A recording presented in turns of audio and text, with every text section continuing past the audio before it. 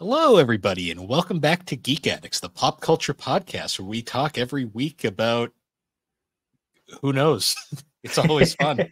We don't even know half the time. Yeah, I'm really tired this week. I'm not gonna lie. Yeah, I'm with you. It was a rough one this week. I don't even know. It wasn't even anything particular. It was just one of those kinds of weeks where you just can't wait for it to be over. Yeah.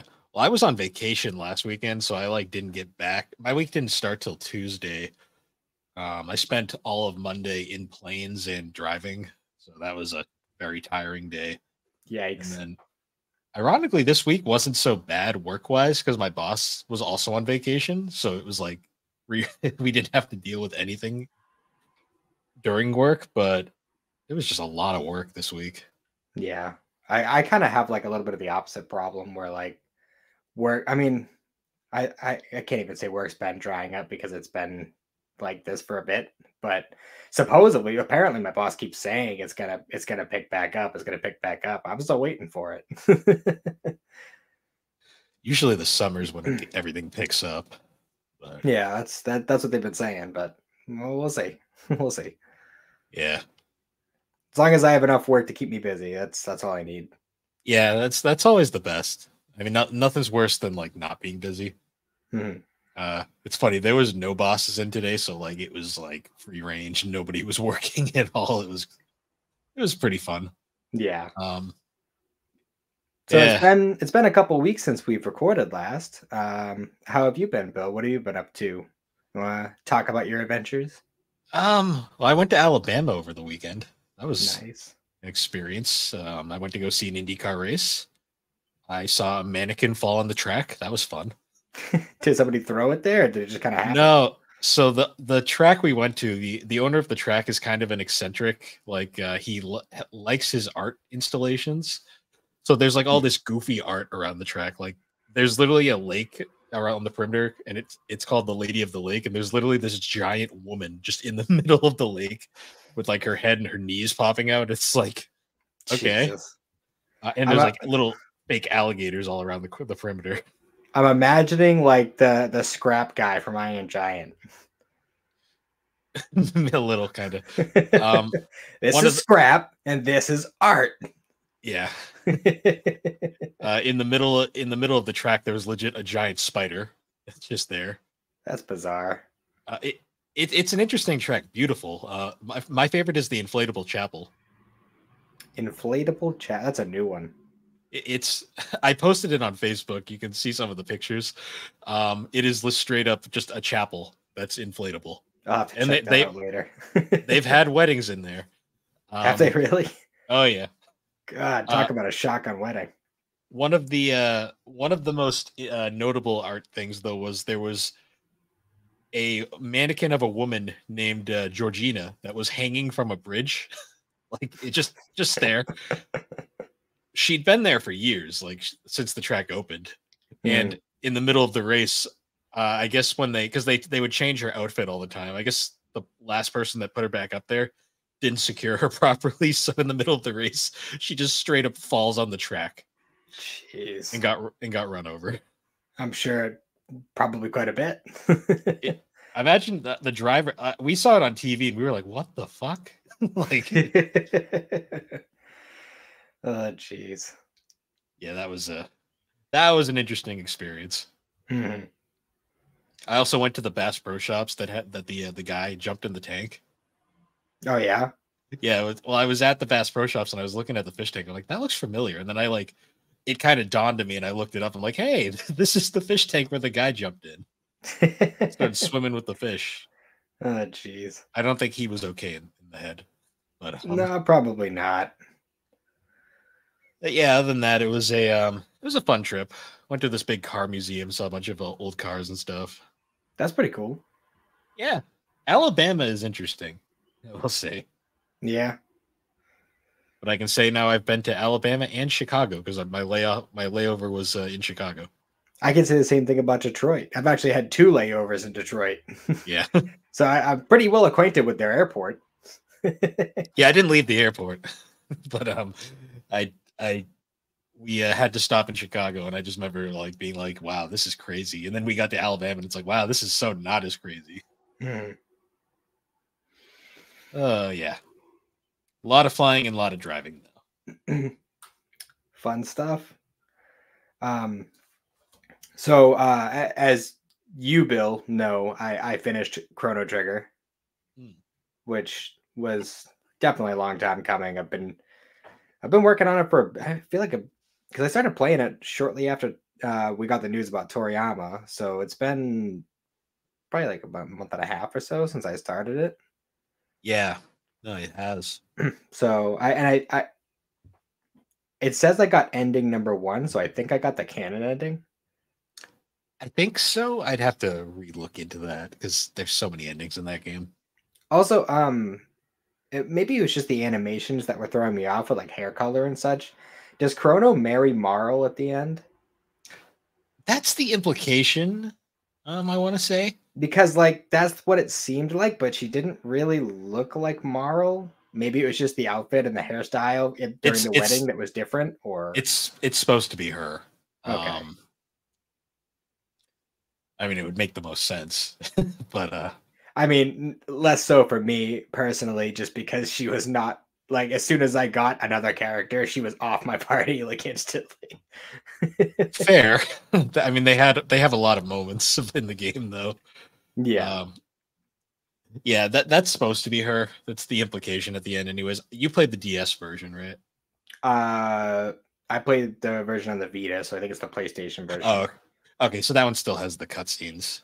Mhm. Um, Oh, the DS version doesn't have them? no, the DS version actually has the cutscenes, but it's based off the Super Nintendo version. It's kind of like a mix match of the two. Okay. They also added a bunch of stuff to connect it to Chrono Cross a little Mhm. bit. Yeah, because Chrono Um, Cross is supposed to be like a sequel, kind of, but it's it's different a characters. it is a very far off distance sequel. Like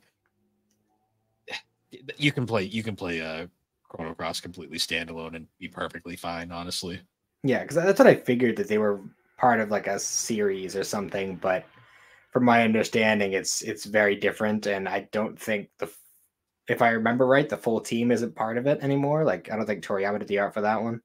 no, it's a completely different game. Honestly, Gotcha. similar ideas, but like the game itself, like the battle system's vastly different. It Mhm. feels different.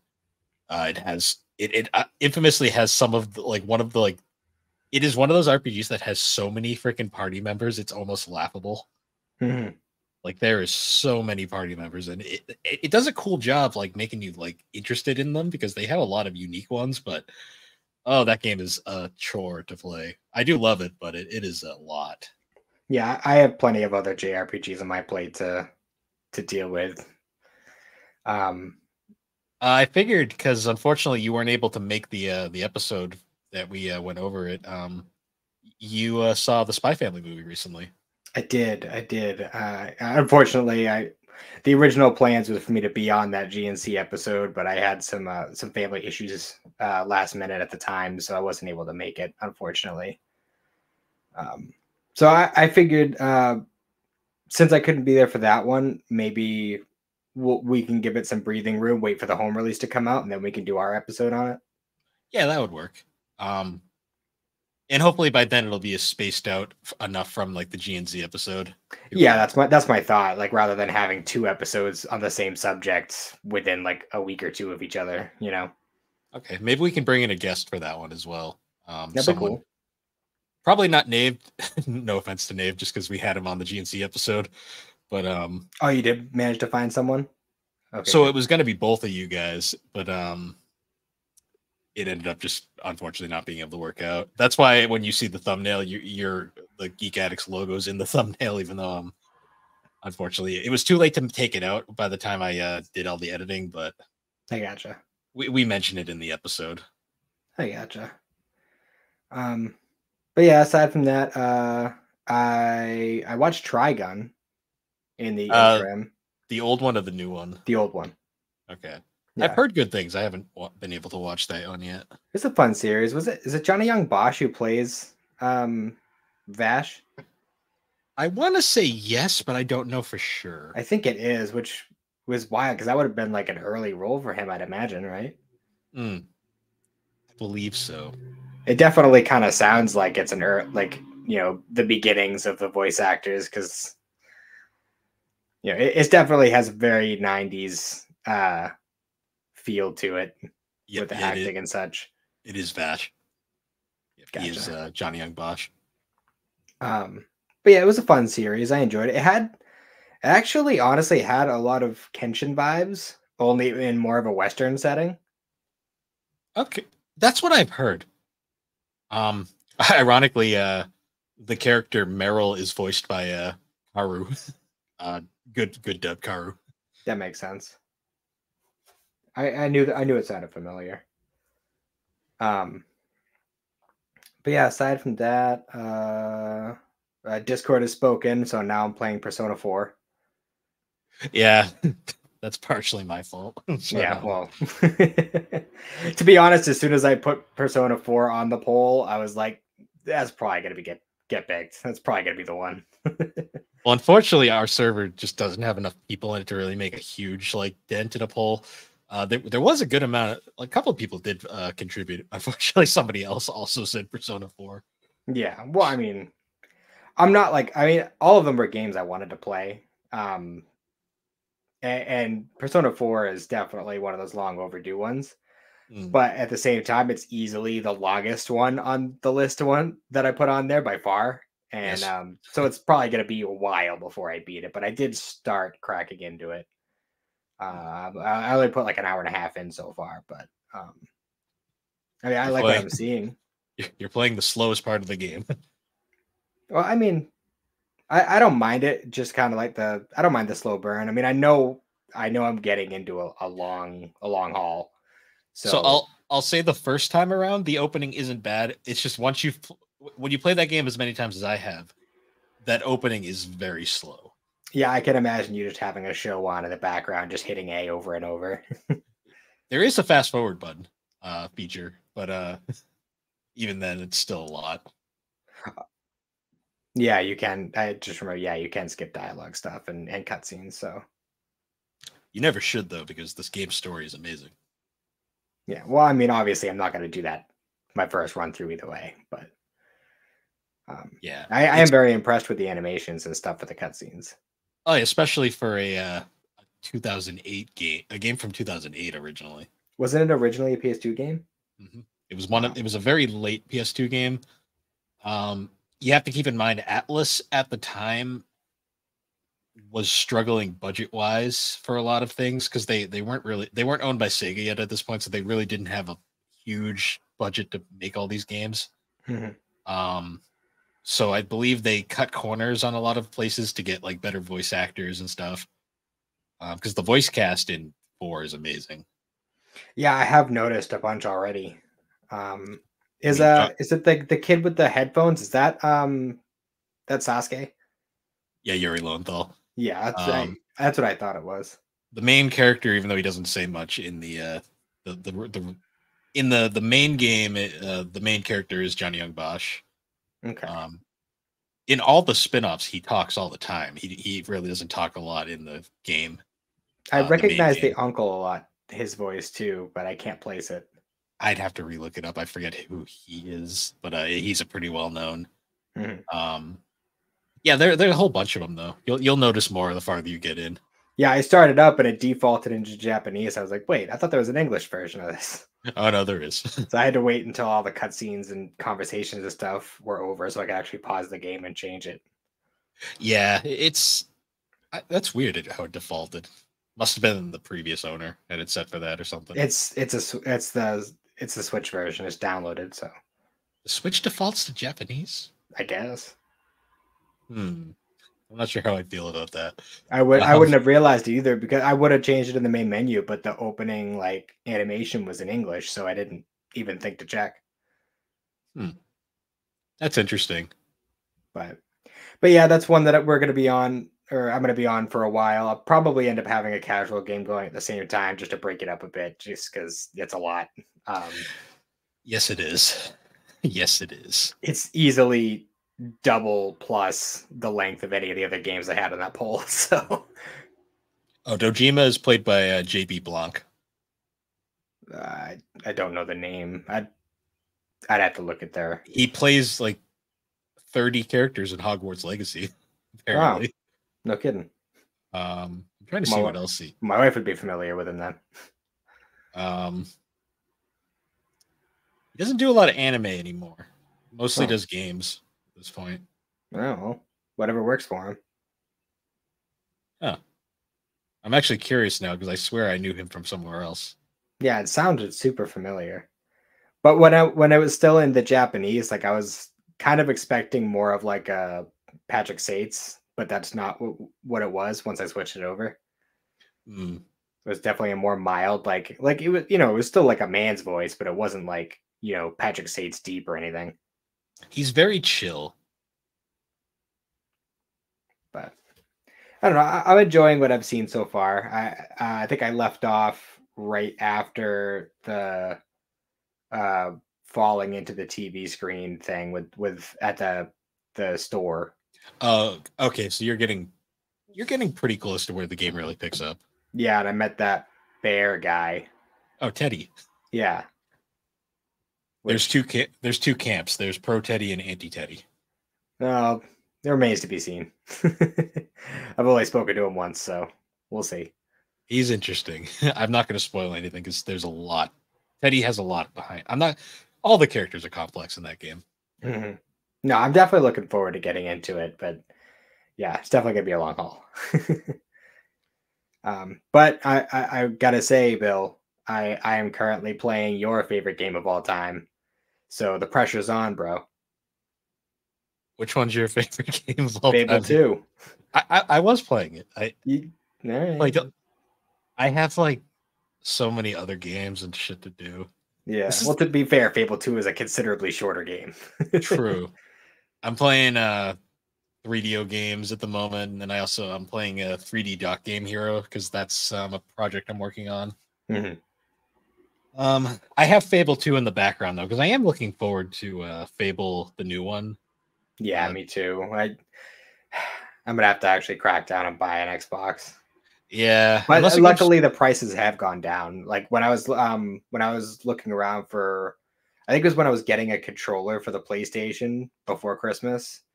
I was at Best Buy and I saw that they were selling Xbox for like $250, which is like, wow, it's like half price. Yeah, they're kind of trying to sell those damn things now. Yeah, well, I figures that all the prices would drop after I buy my PlayStation. But yeah, either way, PlayStation was going to be first, and my Xbox is going to be my Fable machine. Yeah, pretty much. Honestly, yeah. Other than that, though, not a whole lot of other stuff to cover. So do you think we should jump into the topic? Yeah, I'm up. All right, so we've been doing a lot of Toriyama lately on this show, and yeah, I realized that too when we decided to do this one. Yeah, so we're going to continue with that, and today's topic we're going to be talking about Sandland. Mostly the series. We might also touch on the manga a little bit. I got mine here for reference. I should have grabbed it. Mine's upstairs somewhere.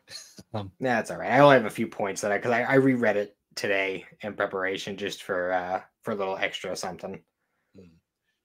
Yes. So Sandland. Was this Toriyama's final thing he wrote, or like original thing, or? It's hard to say. I don't know if it definitely wasn't his final thing he wrote. A final original thing, maybe. A final thing that he wrote that wasn't based on a pre-existing universe or something he's already done, possibly. Okay. Because this was released in 2000, I believe. The manga itself was, yes. Yeah. The only other thing I can think of that he's released after that was Jocko, and then all of like the scripts and bullet points and stuff for Dragon Ball. So I think this was his last original work. Yeah, because Jocko's technically part of Dragon Ball now at this point. Yes. So it was kind of like a stealth prequel to anyone reading it the first time. Yeah. Yeah, so the Sandland, for this episode, we're only going to be covering the first 6 episodes of the series because that's the first arc. It's what the manga covers. Everything Yes. after that is anime original. So I figure, especially since the English dub hasn't finished for the second arc yet, it's we'll just put the focus on that part first. And then That's what I thought, because when I was watching the show last night, I did once I got through the first arc, I started watching what there was of the dub, and it is a very different feeling show after that. yeah, I'm fairly sure that Toriyama did work on that second arc. Hmm. So it does have Toriyama's fingerprints on it, but it's not part of the original work. You can really tell, like, the first part was clearly, excuse me, was clearly based off of something that was written in 2000 or 99 technically, if you want to be real about it. And then you watch the second arc, and it's like the writing style is very similar, but it also feels a lot different. Yeah. Yeah, because I did watch the first episode of that second arc, because when the first batch released, that first episode was part of it. So I know the whole, like, I know there's a whole thing with another area and a couple new characters, one of which is very reminiscent to a Dragon Ball character. Yes. But yeah, so looking at the beginning of the book here, Toriyama had wrote that this was supposed to be just a story about an old man in a tank, which he just started doing just for fun. I But mean, he's not wrong. somewhere along the way, the story kind of went out of control, and it just kind of became its own thing, which is kind of cool. So I'll say right off the bat for the anime, it is another it's another CGI anime, which these are just becoming so common now that it's you kind of just are getting used to them. Yeah. This one is very similar to Dragon Ball Superhero. It's more refined though. Like, it definitely looks like they've improved on this style considerably over the year, like, since then. And Yeah. it looks pretty smooth. There's only a few moments where I'd see it and I'd kind of be like, doesn't look great. But I think it lends itself very well to this particular story, though, in a way that it doesn't for Dragon Ball. Yeah, the setting does this style a lot of favors, I will say. For sure. Do you want to give, like, a basic summary of the plot? Sure. So the story is basically about, it's like a kind of like a dystopian future world where through natural disasters and human on human wars, basically the entire planet, as far as anyone knows, is completely desolate and just one giant desert. There's very little water to go around, to the point where it's pretty much its own currency. And there are also demons living in this world.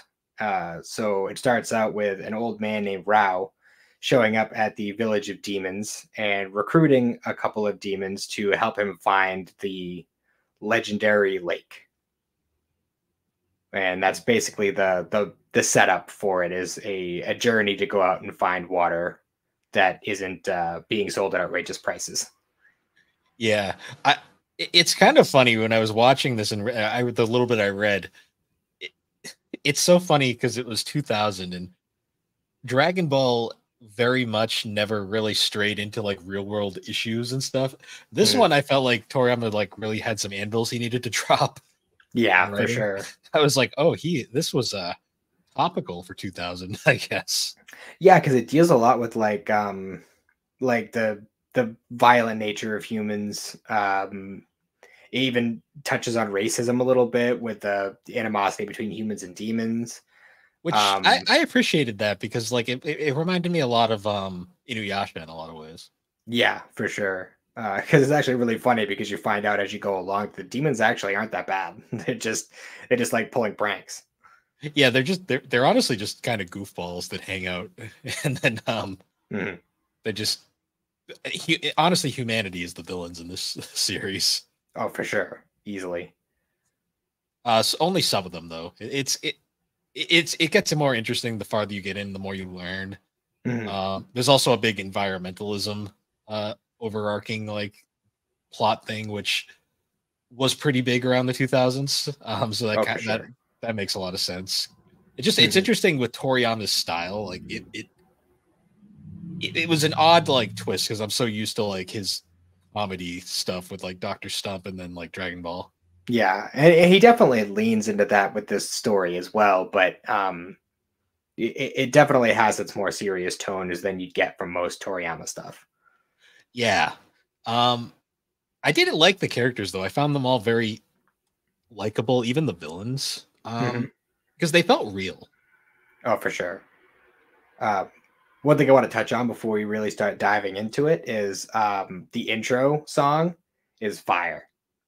Intro song was good. I did like the closing credit song too. I found Mhm. it to be pretty chill. Yeah.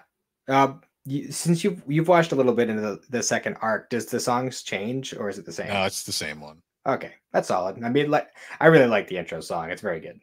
Well, if you notice, like watching it, all a bunch of the characters from the second arc are in the intro, Mhm. which confused the hell out of me. Like when I first watched it, because I'm like, who are these characters that we never see? I can imagine. And then it's like, then we get to the second arc. I'm like, oh, okay. Yeah. Um. So yeah, let's jump into some of the characters to start out. So I believe, oh, actually, the opening scene of the series because it definitely kind of built it up more than what we saw in the manga because it kind of starts out very like horror movie, like that first scene. Yeah, kind of. Like yeah, it's these two guys driving a truck down through the desert, doing a water delivery, and like they're talking about wanting to see some action and all this other stuff, and they see like a ghostly figure in the fog, and all of a sudden, like a little gremlin guy jumps onto their windshield, and I don't know, it just the way that they set it up at the beginning was it definitely had some horror vibes. Yeah, that was interesting to me. The payoff to that whole scene is very hilarious, though, Hmm. where we get introduced to Beelzebub, Yes. who is one of the three main like protagonists of this series. Hmm. He was the son of King Lucifer, the Prince of Demons. So I love the fact that this series has a lot of non-human characters because Toriyama has always his creature and monster designs have just always been like vastly superior to his human designs because he gets very creative and it's very fun seeing all these different wacky designs that he came up with. For sure. Although I will say his design for Rao is very distinct. Rao, so Rao, like initially, like he kind of looks like one of the old man characters from like early Dragon Ball, but like the way he carries himself, I think makes him stand out. For sure. I at first didn't think Rao was going to be a main character just because of the way it seemed like it was setting up, but then all of a sudden it's like, oh no, he's along for the journey. Oh yeah, he's actually incredibly important both for the story coming up and for the story that this story is built upon. Hmm. What with the whole thing with the Peachy people and General Zayu. Yeah, yep, that guy. Yeah, Eggman. Less cool, Eggman. Yeah. Um, God. and then we had Thief, the third main character, who is one of the many demons in the demon village, Mhm. and he's fun because like they go through. So when basically when Rao goes to the demon people to propose his whole journey idea, where he wants to find this mythical like water source, and he needs their help, and he's willing to trade. Like basically, he's willing to share it with them and like have peace. And Mhm. basically, they decide Beelzebub's going to go, but they only have one extra seat on the car, so they can only take one more person. And Yeah. they end up trying out every demon in the village, and it turns out all of them are kind of pathetic, Yeah. except for except for Thief.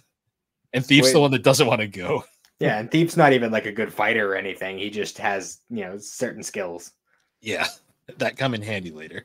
Yeah, and apparently, and one of the things we wouldn't know at the time, but yeah, some of the knowledge that he has ends up being very important to the story. Hmm. Yeah, no, I the main three endear to you very quick in this story. Yes, especially the way they interplay with each other. Yeah, no, that's for sure. So yeah, Rao shows up in the village and the demon village, and he's asking for help. And at first, Beelzebub doesn't want to help him until he whips out a game console. Yes, and says that it's part of the payment for their help. Which in the anime they just actually in the anime and the video game, because I have cracked into that a little bit. They just say it's an old game system from the past. In the manga, it's specifically a PlayStation 6. That's funny in hindsight. Yeah, because this is the year 2000 that this originally came out, so that is pretty funny. Yeah, and, PS2 had just come out. And the funny thing too with that scene is in the manga, they blatantly say, "Oh, it's a PlayStation 6, and it even has the software for Dragon Quest 13." Okay, that's a good joke. Which is really funny too, because that could easily happen. That it's very possible that Dragon Quest 13 is going to be on the PlayStation 6. I mean, at the rate Dragon Quest 12's being in development, yeah, honestly. So that's actually pretty funny if that ends up being the case. You know what's really funny about that also, though? Referring to the PS2, which was the new system at the time, you remember the PS2's ad campaign, right? No, I don't. So the PS2's ad campaign was genius because they didn't advertise the PS2 at all. They advertised the PS6. Fair enough. That's one of the most genius ads ever. Where it was an ad for PS2 where the entire point of the ad was they were advertising the PlayStation 6, and it was like this spear thing that said PlayStation 6 on it. That's hilarious. Gaming advertisements used to be so fun. Yeah. You don't even really like see ads for like systems anymore. Do you remember the original Xbox ad? No, I didn't see a lot of those. I didn't start being more aware of like video games and stuff coming out until around the 360 PS3 era. That's fair. If you want to see the how sheer what the fuck video game ads used to be, look up the original Xbox ad. It is literally, it starts with just like a woman on like a birthing table, and she gives birth to a child and shoots the child through the air, and the child ages into an old man, and then it ends with him landing in his gravesite. It's just like original Xbox, and it's like, what the fuck? It is the most what the fuck thing ever, but it's memorable. Now that you describe it, I think I might have seen that before. Like maybe on YouTube video, because every now and then I'll just get super nostalgic and I'll look up old commercials from like the late 90s, early 2000s, because you can find those compilations on YouTube all over the place. And some of those are absolutely ridiculous going back to. That one's so disturbing, though, because it's like a baby shooting through the air, screaming, and then it just slowly ages into an old man and then just grave. And it's like, what the fuck? That's so weird. Yeah, that one sticks with me forever. Oh, God. Oh, but yeah, so back to Sandland. One thing we didn't touch on was the voice acting. So we watched the dub for this, and it's very interesting to me that they didn't use Funimation. Yeah, for sure. I don't even know if they used Viz because it's a Hulu original. Yeah, I definitely recognize some voices. So the guy who plays Rao is very familiar, and I know I've heard him before. I just can't place him. He's in a shitload of video games. Yeah, that makes sense. I think he's in some animes too, though. So I'm looking at through his behind the voice actors. It's really not a lot. It's so Rao's voiced by Jonathan Lippo. Yeah, he's mostly a game guy. Well, because they lifted all the voice actors from the game for the show, so I think they hired a lot of game actors. Because Thief is voiced by Owen Thomas, who's also mostly a game actor.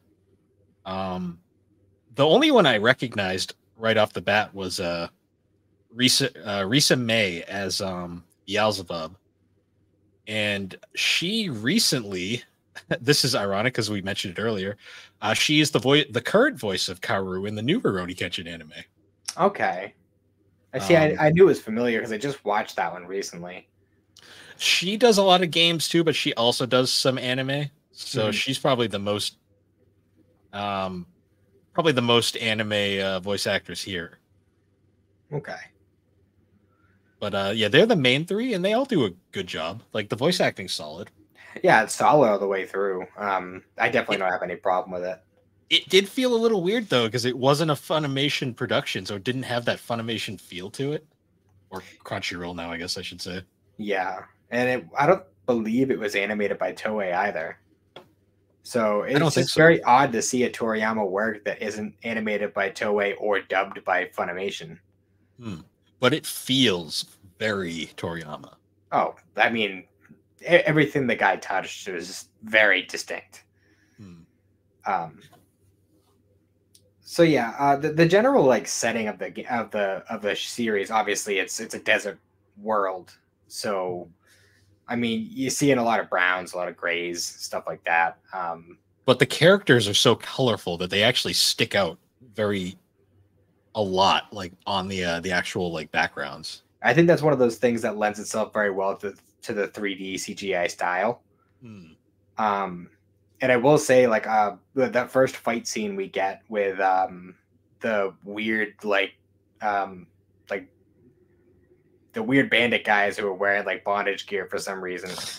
Toriyama had some interesting taste on this one, I will say. Yeah, they looked like members of Kiss with like bondage gear on. Like, it was weird. They were like Kiss posers, I guess. Yeah. But that first little fight scene with Rao and his like little nightstick things, like that was really well choreographed, I thought.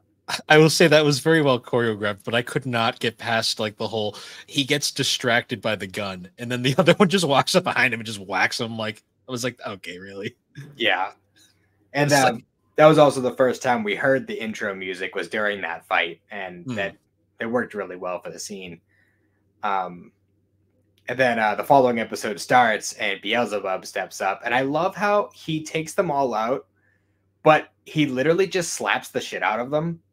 Yeah, because he makes a whole point out of demons don't kill. Yeah, he just open hand slaps each one of them and knocks them all out.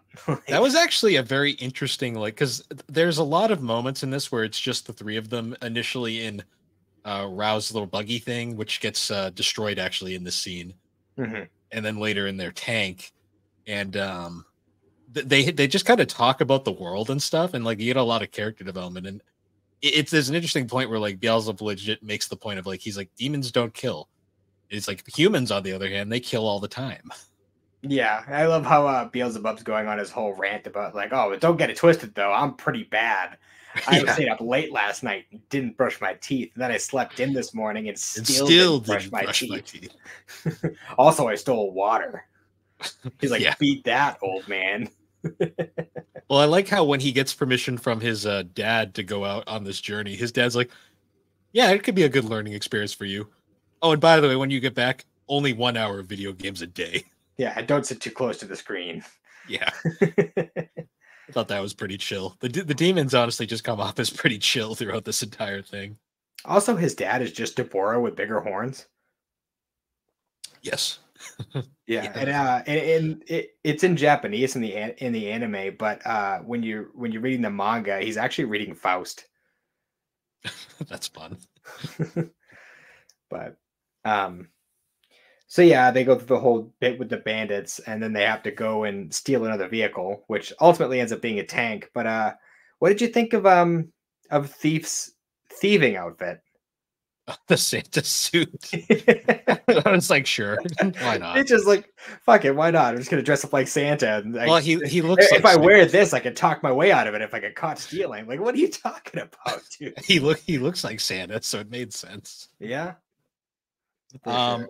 I also like how they constantly fight over driving the buggy, and Rao's just kind of like, yeah, I don't care. Go for it. He's just like, you guys can drive. That's fine. I drove all the way to your village. I'm not trying to drive.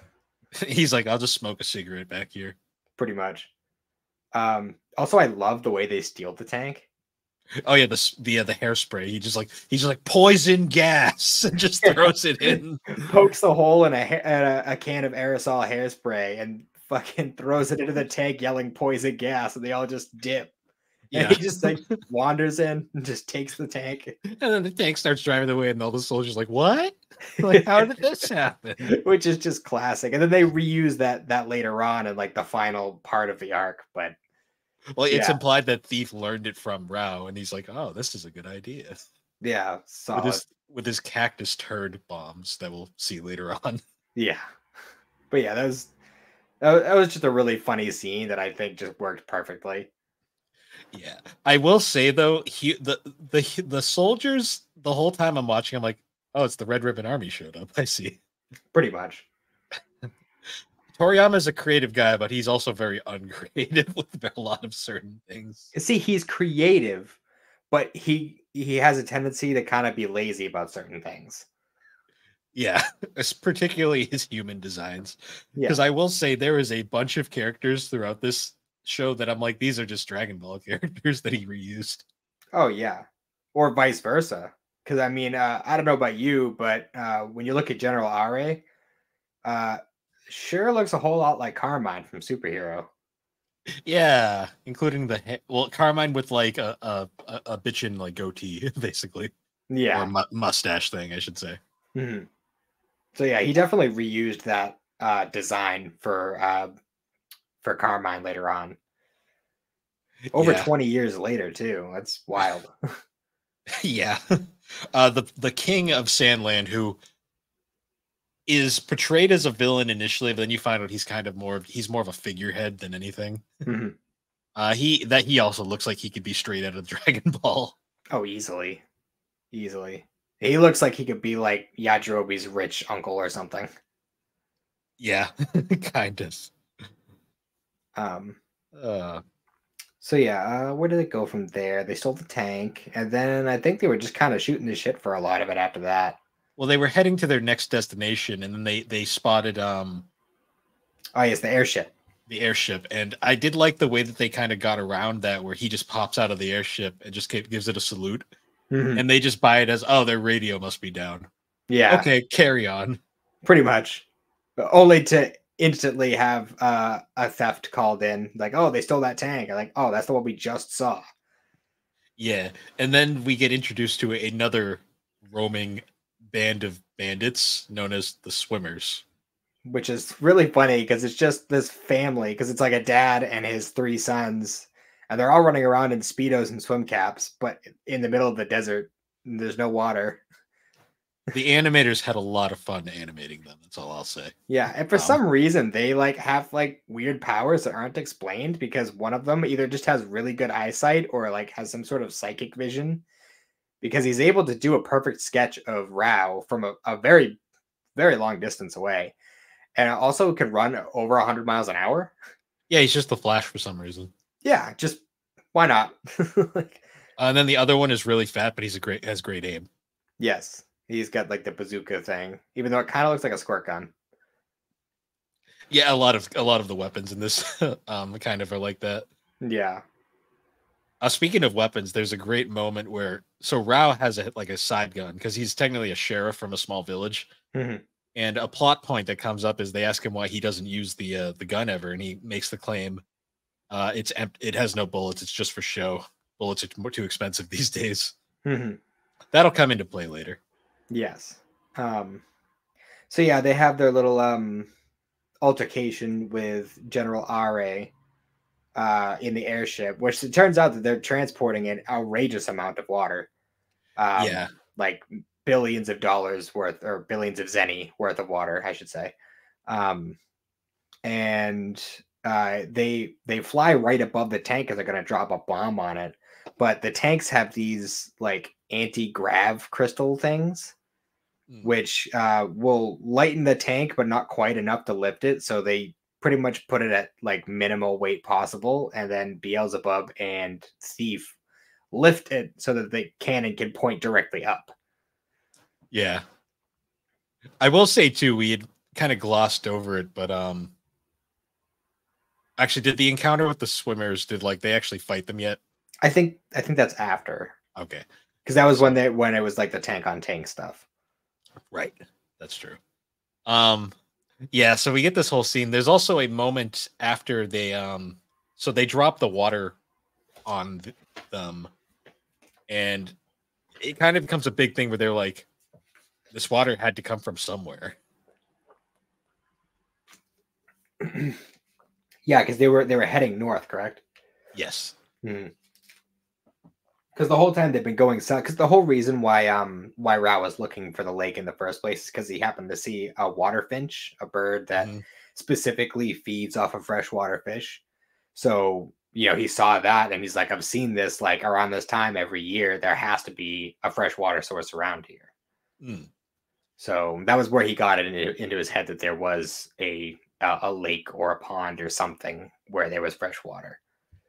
No, that's true. And so after they fire at the airship, they end up disabling it in the process, and it starts crash landing, and they basically decide they got to get out of there for the time being.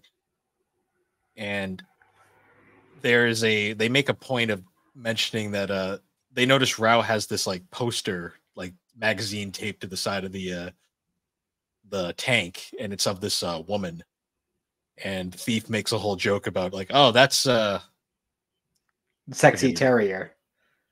Yeah, Terry Shiva, I believe. And he goes on this whole rant, and then we immediately get the reveal that Rao isn't actually Rao. Well, Rao isn't his actual name. Right. Well, I think Rao is his first name.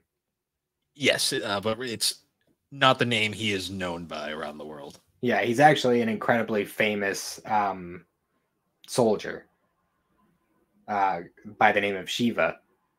Yeah, wasn't he like one of the top-ranking generals at the time? Yes, he was actually the general who led the attack on the Peachy people, which was a whole thing. Yeah, that gets explained later on. And we also find out that the woman that he has taped to the side was his wife, who died in the explosion caused by the attack on the Peachy people. Yes. He's Beelzebub makes that insensitive comment of like, so if she was your wife, why do you only have a picture of her in a magazine? He's like, my entire life got destroyed. Yeah. It's like my home was completely obliterated along with my wife. So yeah. Yeah. I think just in that regard, he's lucky that she was famous in the first place, or he wouldn't even have those. But yeah, so where does it go from here? I think this is the point where they actually do encounter, or the swimmers see them from a distance and make the report, and that was when the public becomes aware that it's General Shiva and like where they are, and that's when RA shows up with his tank brigade. But also in the background, the other general, the main villain of the series, I forget his name. Zayu. Supreme Commander General, whatever, Zayo. Yeah. The real villain of this series, at least this arc. Breathing tube Eggman. Eggman, Machine Man, T-Rex kind of with his little hands sticking out. He gets like, basically when he finds out that Shiva's still alive, he gets terrified. Like he's like, what? Yeah, because Shiva was like a big, even before all that, he was a big deal. He was incredibly talented, incredibly strategic and smart about everything that he did. So he knew that he was a force to be reckoned with, and that made him really sweat. We also find out like around this point that Thief explains the whole story of like the disaster, and basically he explains to Shiva what actually happened, which like gives him kind of like the realization, which kind of sets him over the edge. And after the public finds out about him, he actually does something that's I thought was kind of cool, where he actually just straight out announces himself to the world, and he's like, yeah, it's me. This is what really happened, and I'm going to tell everyone because I know they're going to lie about it. And the general's immediately like, he's like, don't let him ever talk again. Yeah. He knows too much. He's like, tell them if they let him talk on the radio again, I will kill them all. Yeah. Because he's telling the truth. Yep. Pretty much. So yeah, then after they figure out where he is. General Ra shows up with 4 tanks. Which, by the way, we didn't talk about the design for the tanks. What did you think about that? It's very Toriyama. It Yeah, looks like something Bulma would have created at Capsule Corp, if I'm not gonna lie. yeah, incredibly unique design for a tank. Honestly, it kind of reminds me of Robo from Yeah, kinda. Chrono Trigger. Just not enough Rickroll. Yeah. Uh, But yeah, it was just interesting. It's just I don't know the car designs and stuff like that. I feel they need to point out because Toriyama loved vehicles. He loved drawing cars and vehicles, and honestly, the tank was the main reason he wanted to write the story in the first place. So I felt they this, need to bring it up. this is just like Toriyama really wanted to make a Mad Max parody or something. Pretty much, I mean, almost all of his like best story ideas were just a different take or a parody off of something else. Mm. Yeah, it's just funny. It's funny to me. It's just like tank adventure. Pretty much. But I really like the way it ended up, personally. I will say the battle between the 4 tanks was really interesting because they dispatched them pretty quick. Yeah, well, I love it, like how instantly his first instinct was to go was to drive towards the sun and then turn around like on the top of a hill so that the tanks that are chasing him can't get a good view on him. So they pretty much instantly take out half the tanks really quickly. Which, by the way, I noticed when I was watching it, the sound of the cannon when he shot those first 2 tanks, like it sounded like somebody bashing on like a trash can lid with a wooden spoon. Could have been. No, it they just it did not sound like a cannon at all. It's simple. They just grabbed Lars Ulrich's drum sound from Saint Anger. Yeah. That's a reference that only some people will get. Anyways. But yeah, it was just a really silly, like, it's not the sound I was expecting when they're shooting a tank cannon. Yeah. Now that was a fun fight though. Like I like how he basically disables them all without killing anybody, which is a nice touch because they make a big point about how like he doesn't kill anymore. Yeah. So ultimately they end up with just their tank and General Ra and his tank. But Ra wants to talk before they continue because he heard the broadcast that Rao had done and he wants to know what's going on because his father was actually there and died in that explosion. He was one of Shiva's men, essentially. Yeah, and one that he knew personally. It wasn't just a grunt. He was somebody that Rao actually knew and actually had seen pictures of Ra as a child. And there's that really nice flashback where you see see Ra's father like basically telling him stories. Mm-hmm. So yeah, they kind of have their little powwow, and Rao has Thief explain the whole thing that happened with the Peachy people and how it was all a big setup. They were told that the Peachy were making a weapon when they were actually developing a machine to create water. Yeah. But it turns out that the power source for that machine was incredibly volatile. So when they attacked it with tanks, it caused a tremendous explosion that destroyed a lot of stuff. Yes. One of my favorite things too is before he tells Ra the story, the whole like racism subplot with like humans versus demons comes up, and and Thief's like, well, if you're gonna be a jerk, I'm not gonna tell you. Yeah, I love how like bitter he was. Like he's just super butthurt about it. He's like, well, fine, I'm just not gonna tell you then. And Rao's like, all right, your loss. He doesn't care. Yep. He eventually does tell him though, and essentially he lets them continue on with their journey, and this is where you start seeing a lot of Ari's character development coming through here because you start realizing really fast his doubt is already starting to cast in the military. And I love the way he goes about like confirming what he was told.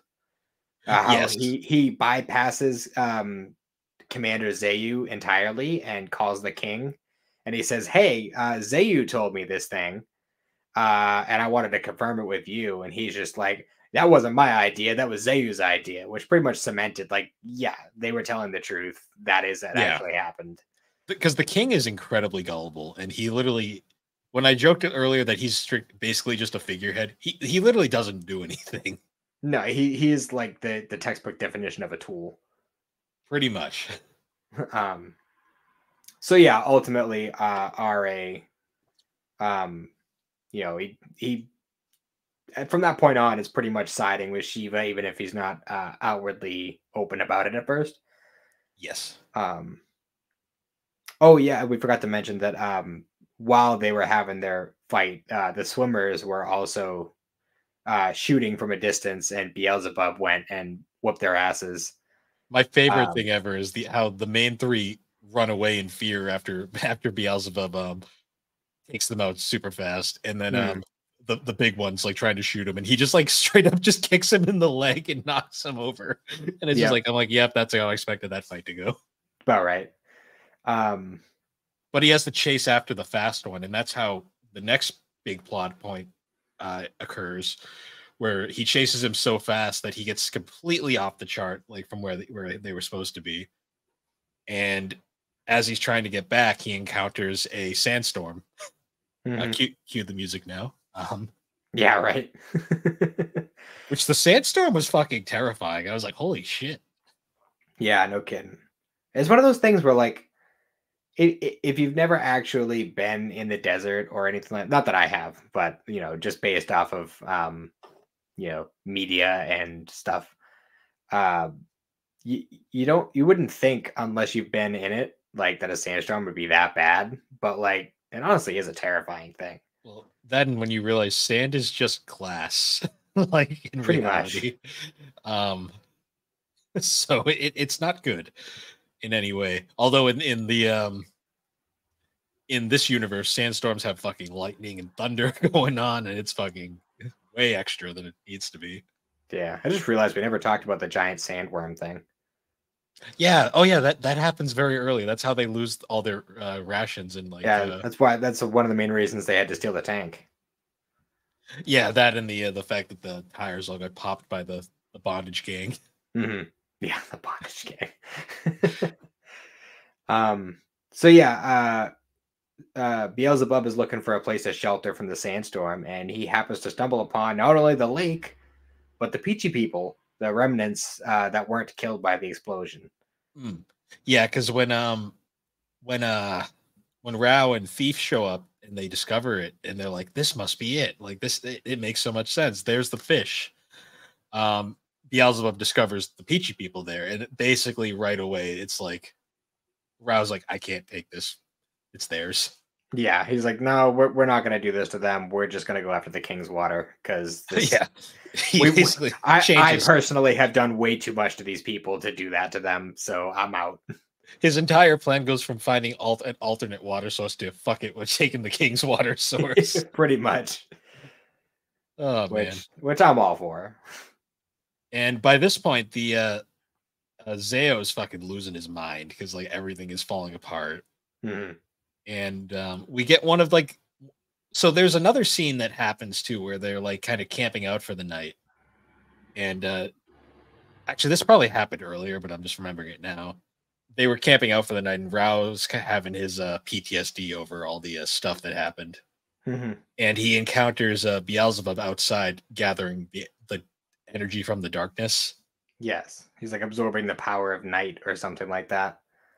Yeah, which is a very important plot point that comes in later. So after they leave the Peachy people and they go off after the King's water, I forget what happens next. I think after that is what RA, because RA had made the call to confirm what they had said, and then he went on the general like airwaves. Oh, right. I remember this because by this point now he's like, oh yeah, because Zeo's like basically telling him to get back here now because he knows too much. And so he goes to go as you were saying. Yeah, he was he basically goes over the radio and is like, it sure would be a shame if somebody went south along the dried up riverbed and found what was at the end of it. Yeah, and he's like, Oh, and remember, by the way, I gave everybody leave over there, so there's yeah, no soldiers. oh yeah, he's like, by the way, he's like, everybody at the water source, I'm giving you all leave to we'll be coming in to relieve you. He's like, remember, the water source is located south of the riverbed. Do not leak this. I repeat, do not leak Yeah. this. My And then my he I love how in the manga he literally like he calls them directly instead of doing it over the radio, and he's just like, I'm just talking to myself. I just forgot. Oh yeah, you go down the dried up riverbed and you go and find the water. And then Roush is like, yo, I'm just talking to myself. Thank you. Like, See, that's funny. I do like the way they did it in the anime, though. Like, just like the humorous, the more it was more epic in the anime with the whole like going across the thing, just to like rub it in even farther. that yeah, I definitely agree with that. I like that version of it better. But both have their own charm. the manga version is definitely more humorous, I'd Hmm. say. Yeah. Um, so yeah, they immediately find out the location, and as the gang is heading towards there, Ari basically is like, "All right, men, I am now a traitor. I don't want to drag you into this, so I'd like you guys to escort me back to the capital so I can be arrested." Hmm. And we don't really find out what happens to him after that, other than like all his soldiers are still standing behind him. Yeah. Well, at Um, least until like the end of the arc when we yeah, when the conclusion comes. yes. Um, so the next part is then, of course, that they're taking the journey towards the water supply, and it's like they're seeing like all of these like watchtowers, and they're like, "Wait a minute, this must be it." Hmm.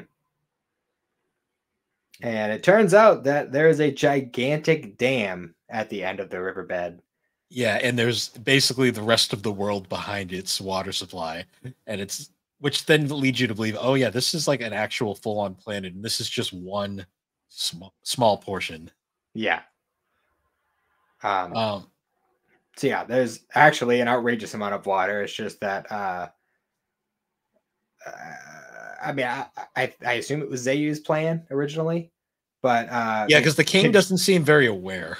no, so they constructed a gigantic dam to pretty much do away with free water. It's definitely another like anvils need to be dropped kind of moment. For sure. Um, I'm not going to get super into that because like this isn't a political podcast, but yeah, he's Toriyama was trying to say something with this. For sure. Um, that is such an evil thing, though. Like just damming off the water supply to an entire nation just to make a buck. Yeah, it's pretty fucked up. Yeah, um, so yeah, they show up and they're pretty much fixing to blow up the dam right then and there. But almost immediately Zayu shows up, and you see him in all of his spherical glory. yeah, and he immediately like at this point he's so desperate because like all the military is starting to like turn on him as well, Hmm. and he immediately turns to like this experimental project he'd been working on, which his scientists were all like, they're not ready yet. They might kill everybody. And he's like, I don't care. I love he says, just stick a bomb in him and call it a day. Yeah. He's a very not like evil character. Yeah, Completely. for sure. Um, so yeah, he basically his entire goal now is he just launches off a bunch of bugmen Hmm. and basically six them on the gang. And there's a very iconic scene where like Beelzebub is like talking up to one of them and it just punches him straight in the face and takes him out in one shot Yeah. just to showcase how strong these things are compared to normal enemies. Yes, but luckily, demons regenerate very quickly. Yes, and he immediately goes back out and starts fighting. And there's an interesting scene now where like Beelzebub's he's holding his own, but he's getting his ass kicked very slowly during this thing. Yeah, he even gets skewered at one point. He also gets knocked into the earth and he's in the fucking Yamcha pose, which I thought was kind of funny.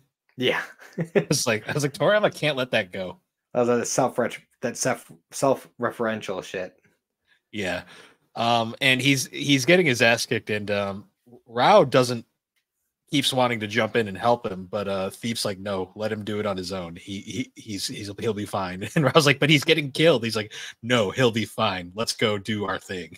Yeah, he's like, no, trust me, I've been too close when he's let loose before. You don't want to get close. Like, yeah. So Beelzebub's fighting all the bugmen. They infiltrate the ship, and this is where we get to see not only Rao do some action stuff, but also we get Thief learns from Rao and does his own little gas tactic with these cactus shit bombs, which I thought was kind of funny. Which were we didn't mention it, but they were they were shown earlier, like I guess the first episode, I believe. Foreshadowed. That's the word I was looking for. Yeah, it's late, guys. Yes, it is. It was foreshadowed in the first episode that they have these weird little like poop cactus thingies that that put out smoke. It's basically Aureli's comedy poop, but it's a cactus and it shoots out fart gas. I guess. It's strange. It's very Toriyama. For sure. So yeah, they're doing their thing up there, and I think ultimately, well, this Beelzebub eventually triggers his true demon power and annihilates all the bugmen. Yep. Except for the one that survives, and of course, the general decides to be a dick and blow it up on him, which is very evil. But he survives, thankfully. Yes. One thing I will say is that they definitely padded this end bit out a lot compared to how it was in the manga. But I think it is very much to its benefit that they did so, because the climax and ending in the manga was very kind of like quick, abrupt. Yeah, it's very quick and abrupt about it all. So I like that they added some more stuff for the anime version. I did like too the fight between Rao and I forgot his name again. Zayu. That was an epic fight. Like, because by this point all the soldiers had just kind of like they're letting it happen. And the fight's pretty good. Like Rao's holding his own, but then of course like there's also we forgot to mention the scene where Rao pulls out his gun and starts shooting, and Thief's like, I thought you said that thing was empty. And then Rao's like, well, I didn't know if I could trust you guys at the time. Yeah. Which not that it would have mattered much anyway, because we see Beelzebub get shot with a gun in the like first scene of the show, and he was just kind of annoyed. Yeah, he basically saying. Yeah. Yeah, but I just thought that was funny. I was like, that's a good joke. Yeah, classic. There's a great scene though between the fight up above where they basically he has a gun and he's pointing it at Rao, and he just shoots it out of his hand like it's nothing. Yeah, and he like shoots the little kickstand on the sphere, so he just kind of tips over. Yeah, but this was after Ari had showed up and shot him down with his tank, which was pretty awesome. And then of course we get the moment where you think Rao's gonna finally end him, but of course it's a fake out, and he shoots next to him just to scare him because he won't do it. Yeah, well, he kind of sworn off killing at that point, but there's a part of me that really just wanted him to shoot him in the head. Yeah, no, I wanted to see him. I wanted to see him get wrecked. The dude turned himself into a cyborg to live longer anyway. He should have died way earlier anyway. Yeah. But of course, then he pulls a Houdini and like launches out of his like spear form into like this inner shell part, and he starts getting away. But of course, Beelzebub has woken up by this point, and he's not gonna let that happen. So he just straight up launches into the sky, not because he was gonna detonate all the bombs that he had there and kill everybody. But Beelzebub literally gives him basically punches him into oblivion, and he straight up Team Rockets out of there. Yep. And then basically that's it. They win. Yeah, that's that's all she wrote. So they use RA's tank, which is significantly more powerful, to blast at the dam a bunch of times. But then, oh no, they haven't done enough damage. It's not going to break. And then the swimmers show up and they blast it with their squirt gun bazooka. Well, I love to because it's a bazooka. Another shot just hits the dam, and they're like, "What the hell is that?" And they turn around, it's just the swimmers are back. Yeah, which it totally makes sense that they would be the ones to help out because they're the swimmers, but they've never been able to swim before.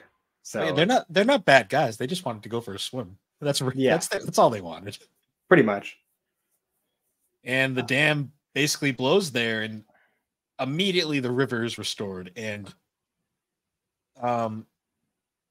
Rao makes a point of basically telling Ari, like, you should be the supreme commander of the army. I think you could do a much better job. Yeah. I love how he goes over the radio again and he says, "Oh, the water is restored. Make sure everyone's clears out of the riverbed. Oh, and by the way, the king has agreed to use half of his money to supply everyone with food." And the king's like, basically what forcing is he his saying? hand. The king's like, what is he saying? Yeah, just forcing his hand. Like, I also love the point of like at the end where Rao's like, "Oh, by the way, I need to borrow the tank again because I got to get home." Yeah, but luckily, the bondage gang fixed his car for him, so that's nice. Yeah, and he gets that back just in time for the next arc, where we basically have to leave this off because that's where it basically ends. Yeah, well, that's where what was in the manga ends. Everything beyond that, with the two new characters that we meet in episode 7, that's all anime original. So once the dub for that is finished, I'm sure we'll come back and cover that separately. Yes, and by that point, I will have probably played the game a lot more, so I'll be able to add a little bit more perspective on that as well.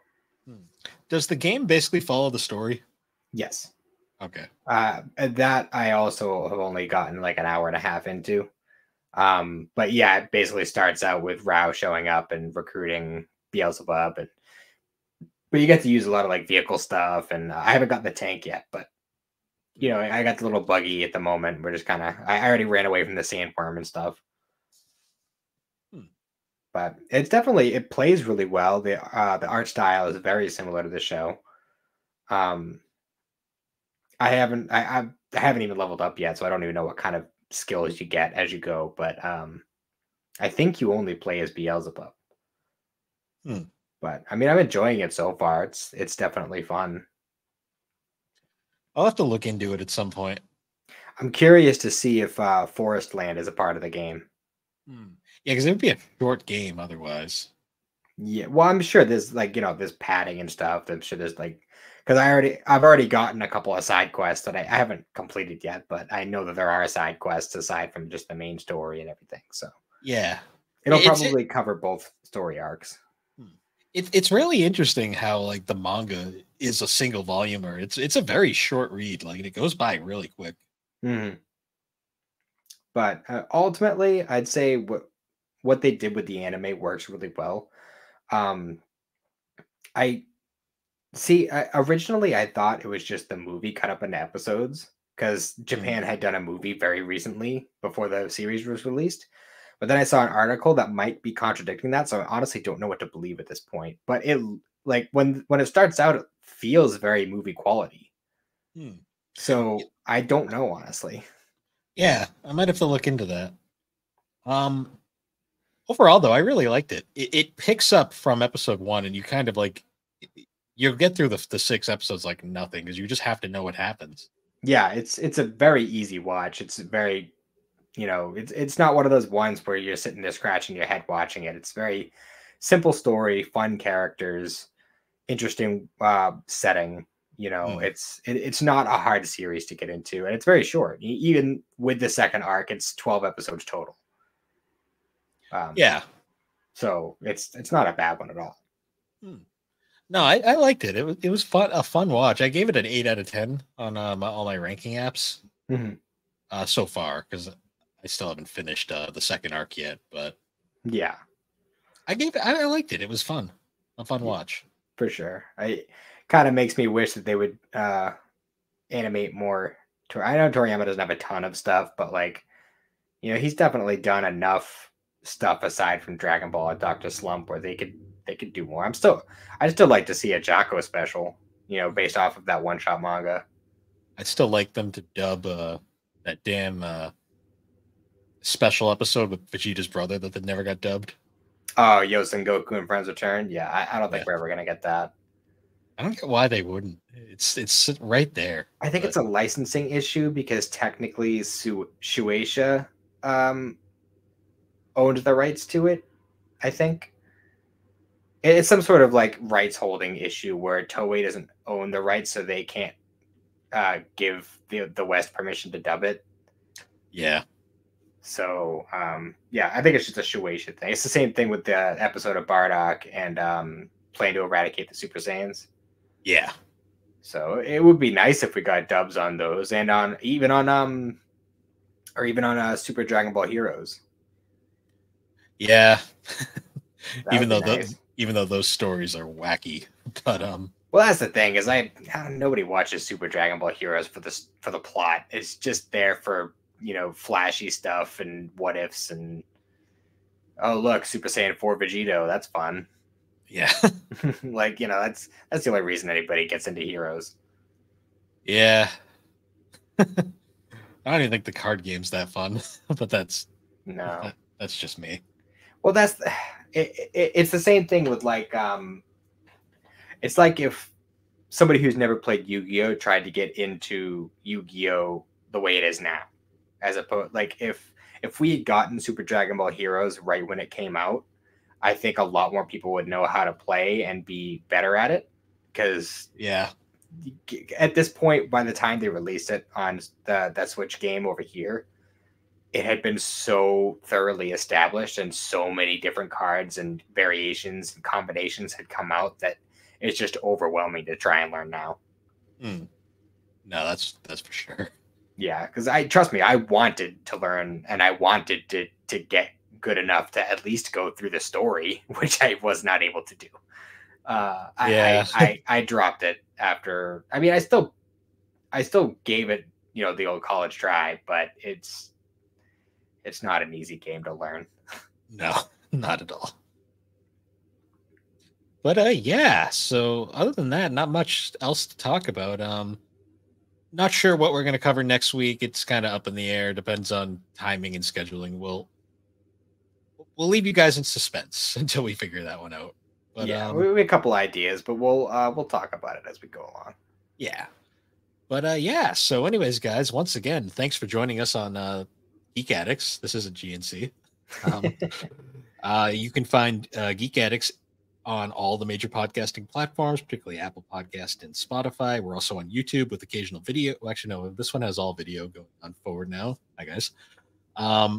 And you can find all of our links at linktree/thebarbrewgames.